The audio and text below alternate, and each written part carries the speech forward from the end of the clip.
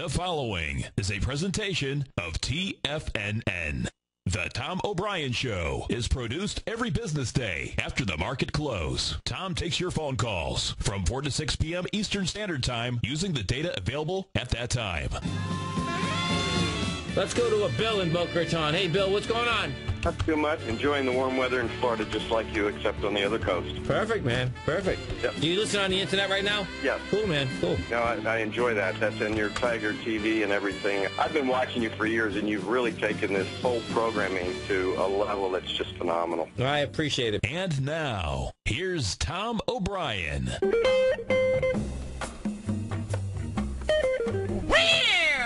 Welcome, folks. This is Tom O'Brien of TFNN.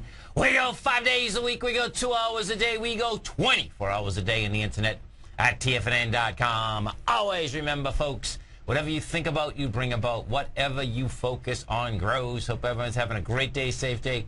It is a TGIF weekend, folks. Let's make it a great one. It's a Labor Day. So for all, Labor Day started, folks, for real laborers. So there's still plenty of laborers out there. And we want to wish each and every one of those laborers and labors of love, labors of work, a great one, a safe one. And of course, I want to wish each and one of everyone else also a great weekend. But you got to remember, labor is labor. Labor is a heavy scene sometimes. I'll tell you a few stories about that as we get on in the program. Let's take a look at one of our 4 agreements. Take action on your ideas. Doing your best means to take action. You can have many great ideas in your head, but without action upon an idea, there'll be no manifestation, no results, and no reward. Market-wise, let's take a look at it out here. We had the Dow down 253, NASDAQ off 65, S&P's down 30, gold contract up 55 bucks, trading at $1,884 an ounce. Silver up $1.80 at $43.29. Platinum up $34 at $1,884 an ounce. Check that out. Platinum and gold are the exact same. That's pretty amazing. If you're going to buy either one of them, folks, platinum's worth more money. Copper down 4 pennies, trading out at $4.12 an ounce, $4.12 a pound.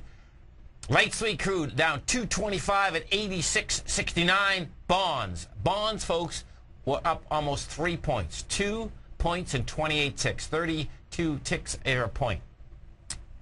Dollar index up 25 ticks, trading out at 74.81. Euro down 6 ticks at 141. That baby's getting destroyed.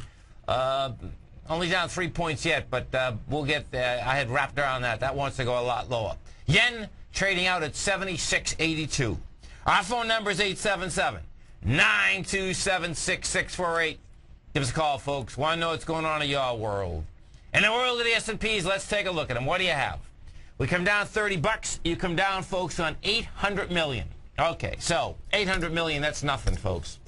You're going into these lows out here that have monster volume. Now, what you've done is this.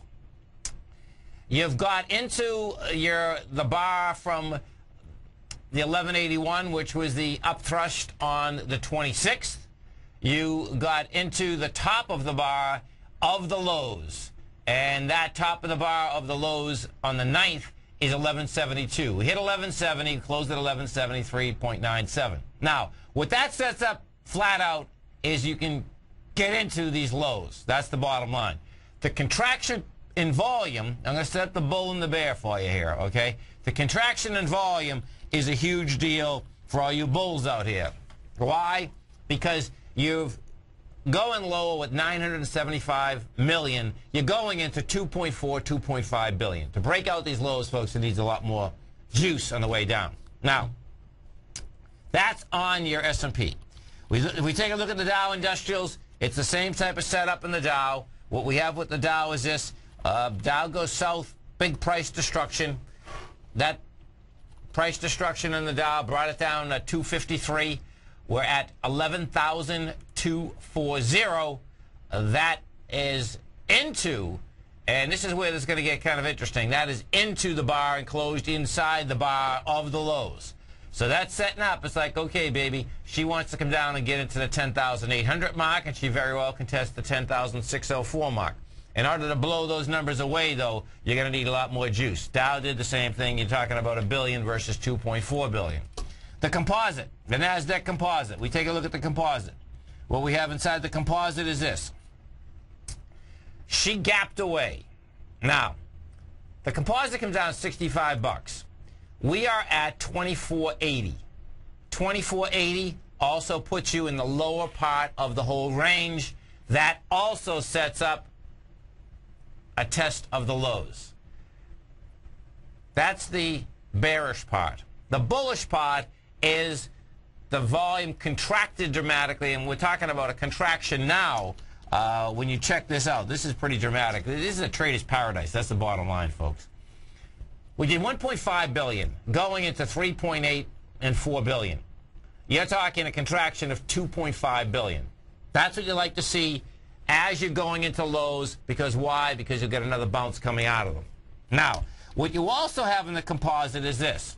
If you're watching this on Tiger TV, folks, remember on Tiger TV, it's just channel 1. You go to channel 1. What you also have is 3 separate gaps. Now, that is a good scene for a market to stay in a consolidation. When you gap, what we did is this. You know, we thundered down from July 25th through August 9th.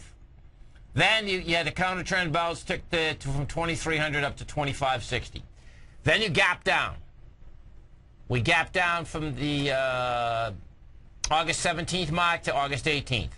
Then we gap up. We gap up the 26th to the 27th, 29th rather. And when we do this morning, we gap down. When you gap all over the place like that, folks, that sets up the consolidation. That's what marks the consolidation. And when you do gap both ways, excuse me, folks, most of the time the consolidations last a lot longer, actually. So that's the good news for the bulls. For the bears, what you have is that you get a huge price spread out here. There's no two ways about it. You're talking about 2,300 on the NASDAQ all the way up to 26. Plenty of trading room in between it. And the longer-term basis right now is that it wants the number one go test the lows, and that would mean come down to the very low. If, in fact, you test that low and have lighter volume, well, that very well could be the end of the downdraft. That would be the bullish case. The bearish case on that would be that you don't test the low and you get right before the low and you bounce again. What that would be setting up is building cause for lower price. The way that we're set up right now on a weekly basis is that you're set up on a monster ABC structure on the way down. But what I have up on Tiger TV right now is the 3 Qs, the NDX 100. And what you have is this, is that if we start this off from the July 29th time frame, we're at $59.83. You made a high with 317 million. You go down with 600 million and 800 million. This week, what we did is we actually went up with 283 and it gave it up on price. So you take your A point, which is 59.83, your B point, which is 49.93, 10 bucks. You take it off 55 and you get 45. And at 45, which is just bizarre, that brings you all the way back to the May of 2010 area where you got monster volume. That's the way that little baby's setting up right now.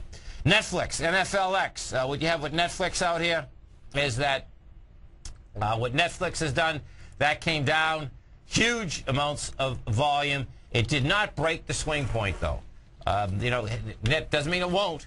What you have with Netflix is that came down 20 bucks. The swing point on Netflix, folks, is 205. I expect it will go after it, but right now it hasn't.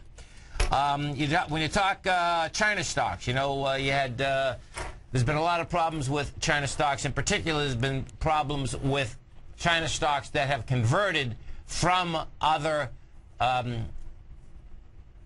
equities that had name changes and that they were corporate shells.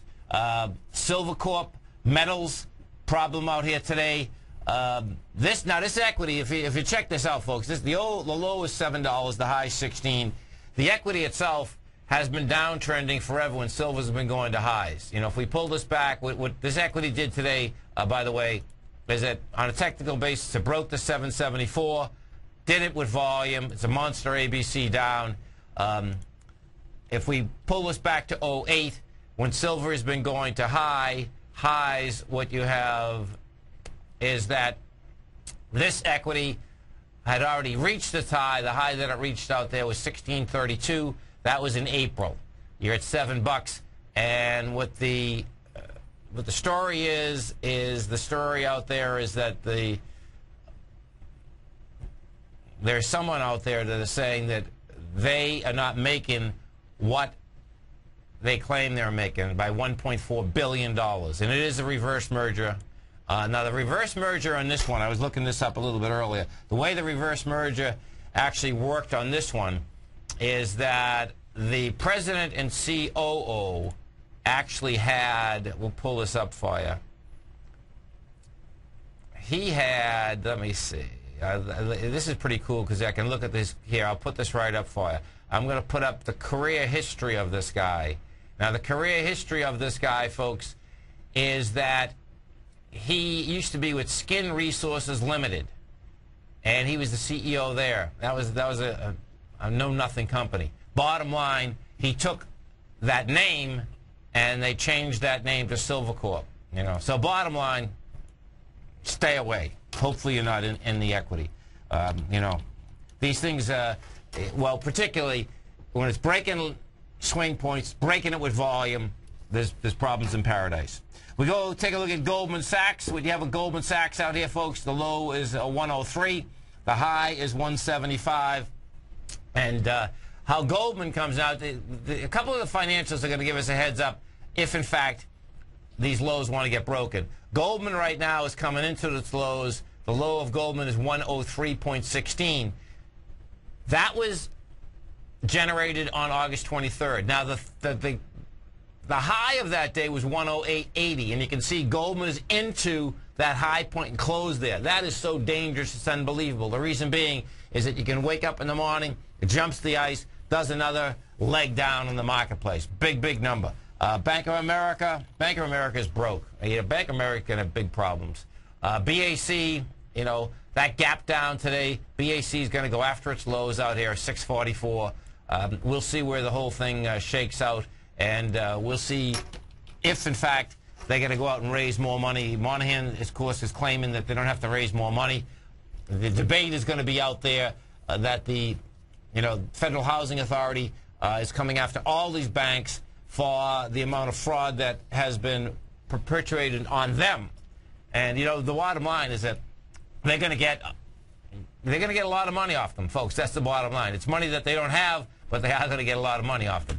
And then, of course, the argument on the other side of that is going to be people need mortgages. Well, people can get mortgages, folks. The fraudulent behavior of the banks got to get cleaned up, and it has to get cleaned up in a big way. We'll see whether it gets cleaned up or not.